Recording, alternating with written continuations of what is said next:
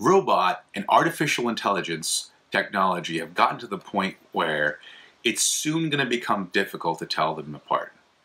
If you don't believe me, you can Google stuff like this, like Sophia, the robot. Do you ever wonder what life is going to be like once we are in that place, once it's going to be hard to tell? Do you ever wonder what it would be like living when we're not sure what is actually alive and what is not? I would recommend.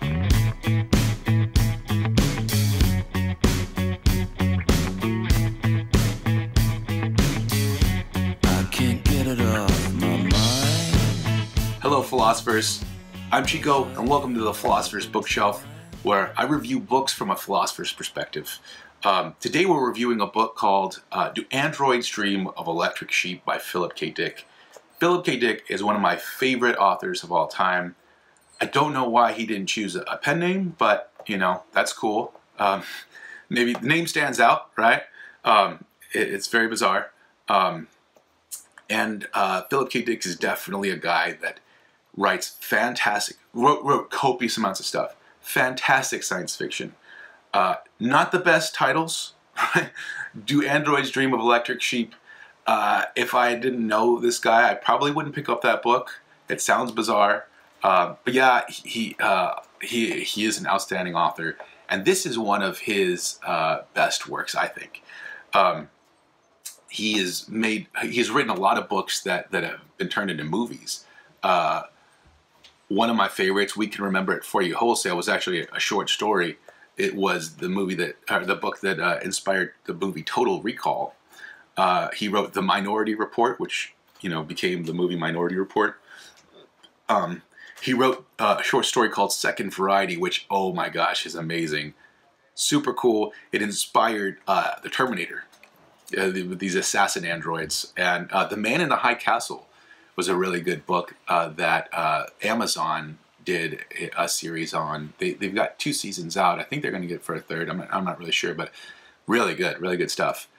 This book is the book that inspired the movie Blade Runner. If you don't like the movie Blade Runner or its sequel, the sequel has nothing to do with the book, but if you don't like them, still the book is outstanding, so I definitely would recommend it. But here's a synopsis. You're talking a post-apocalyptic Earth, which tends to be the kind of stuff that I like. I don't know why some of us just really like dystopia and, you know, what's it like after the world's been blown up. In order to incentivize the colonization of Mars, the government has given everybody that goes there a free android.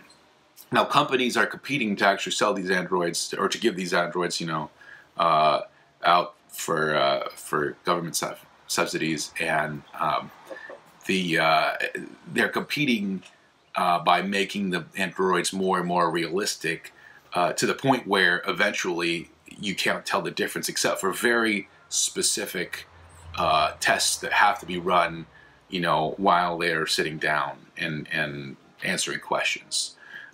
It's seen as a threat eventually, you know, like we don't know who is who or what is what. Bounty hunters are hired to destroy androids that have run away. The androids, we're never really told if they have experiences or not, like if they actually feel pain or if it's just like they're programmed, you know, input and output, and so they see input and they react like a human would react, and the more closely they react, the more likely they are to run away. But let's, for the sake of this video, let's pretend that they don't have any experiences whatsoever. The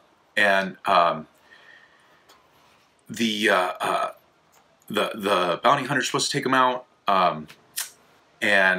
we are following a bounty hunter named Rick Deckard, whose job it is to destroy a group of very pernicious androids before they escape. And they've taken out his superior bounty hunter guy. And so the question is, you know, like, is he going to get them all? Or is he going to survive? That is basically the book. And it was written very well, very interesting. And the greatest thing about Dick is that he it sounds so weird, is that he explores a lot of philosophical ideas. I've got a podcast out now, the Philosopher podcast. Check it out. I'm going to explore one of the ideas in there. Does Aristotle have anything to say about androids? Or actually, the reverse. Do androids have anything to do with Aristotle? But I'm going to talk about two of them here today. Number one, this is one of the greatest. I started reading this book for the second. I read it before, but I read it again recently, and oh man, it opens up with an interesting idea. This like dial a feeling box, right? So Rick Deckard and his wife wake up, and his wife is all grumpy, and he says, "Why didn't you dial in waking up happy?" Right? Like you have the emotional box right there, like, you know, like you should have said it before you went to sleep, and then you wake up happy. And she's like, "I didn't feel like it," which is ironic, right? Like you didn't feel like dialing in the feeling box. So how do you? Never mind. Anyway, it is interesting because it gives you the idea. What if we had access to some kind of emotion box, some kind of feeling box, and you could always plug in exactly what you would want? What seems like we would always plug in, you know, positive emotions, positive feelings, right? But then again, it seems like oftentimes those experiences of suffering or you know, I don't know, just sometimes tough things lead to some kind of greater happiness. And that is, by the way, one of that is our topic for in our recent episodes. So check out the last Philosopher episode I have on happiness. Talking about like what exactly do we mean by that. But it's bizarre. It seems like oftentimes suffering leads to happiness. So she plugged in the depression mode, right? And she's like, "I'm going to be depressed for 3 hours today." And she plugs in that mode. Again, that's a bizarre idea as well, right? It's like, it seems bizarre that we acknowledge, okay, if we had access to this thing, we probably would want to make sure that like we don't just do happy feelings all the time, because, you know, bad feelings oftentimes are helpful. But then are we going to plug in like a specific amount of bad feelings? Doesn't that seem weird? Like, how much, you know? And is it part of it? I'm not saying it is, but is part of it the fact that these things just happen, right? The fact that you know, you're not expecting to feel depressed on a particular day or something like that. As a guy that suffers from anxiety, you know, and I personally can attest, you know, like it's definitely the case that you want it to be under control, you know. I mean, you don't want to be losing your mind or getting depressed so much that, you know, that bad things happen. But at the same time, it does seem like there's something to life that, you know, the surprise factor is important. Then again, are we really going to deny this this, let's say, medical technology? Are we going to deny? I mean, if we go that route, we might, by the same reasoning, go back and deny stuff like Novocaine for, you know, taking out teeth, or, you know, like something that changes our feelings, our experiences in to avoid bad experiences. It seems like we don't want to just get rid of all of them. Is there some like line where we want to say this is the place where we stop? And even when we define that line, is that a problem that we're defining a specific line? Like she's defining the 3 hours that she's going to be depressed in. I don't know. Let me know what you think in the comments, because I don't know what I think about that. I mean, it seems pretty crazy. A second philosophical position that we're going to talk about today is what exactly makes the android different from the human. The idea in the book is empathy. These androids are operating specifically on an egoist perspective. And check out my videos on egoism. I have one on psychological, ethical, and rational egoism. Rational egoism would be more the interesting one here, because psychological egoism, possibly these things, you know, were programmed to operate specifically on a selfish perspective, right? And by selfish, I don't mean that in a bad way. I mean like self-interested, or like to get, you know, benefit themselves. But really the question is, are they acting in a more rational way than the humans are? Because these guys, you know, like you won't be able to tell the difference until like the chips are down. you know, and then they're going to survive and humans are not, right? When there's an emergency situation and it's either my life or your life, the androids are always going to pick themselves. The humans not necessarily, right?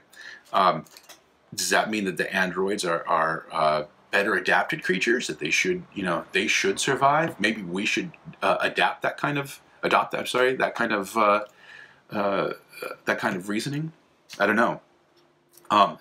There's also the idea of how do you tell that they don't have this empathy. So what's cool is like they have Philip K. Dick is fantastic philosopher, and he built in this question in the book. It's like they have different tests that they can run, and these tests measure different like biological things about the androids, because the androids they're built with synthetic everything, right? Like imagine synthetic blood and synthetic bones and all that kind of stuff, and it's just you're set up just like a human, so you receive some kind of input, you know, like let's say you hear of a dog dying, and you spit out some kind of output, right? Like your heart starts to beat faster, or you start to sweat, I don't know, something like that, and these tests all measure little things like that. But as the androids get better and better, some of these tests are going to be obsolete, right? And that's a question that they talk about in the book. Like, what if we get to the point where, you know, like, well, we don't have any more tests, and somebody says, well, we'll always get more. You know, there's always going to be some other test. Well, not necessarily, right? Like, at least it's logically possible that you don't come up with those tests. And if that's the case, then how do you know the difference between an android and a human? You can't actually go into the android's mind, especially if the androids don't have minds, right? If they don't have any experiences. And we'll talk on Philosophy of Mind all about this kind of stuff, you know. But if they don't have any experiences whatsoever, if they're just bringing in input and spitting out output, then you can't see anything in their mind because they don't have minds. And if they did have minds, you still couldn't go in there and see what it was like. Are they experiencing stuff? You could see like if their brains were working like our brains and all that kind of stuff, but you couldn't see, are they actually experiencing stuff? So would it be right or wrong to kill these androids? That's something that Deckard questions. And by the way, on the podcast that I did recently about Aristotle, it's on this specific question: is the killing of the androids not is it ethical specifically, but more like, does it show what is ethical, what makes something ethical or not ethical? So check that out, please.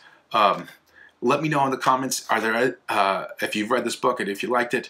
Also, if there are any other Philip K. Dick books that you like, or that you want me to review, or other books that you think that are philosophically interesting, and you want to hear what a philosopher has to say about those things, then I'd love to respond to those things. Also, please like, comment, and subscribe, and please share this if you have any book lovers in your social media.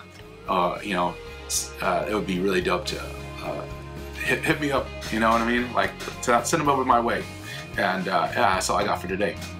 Adios.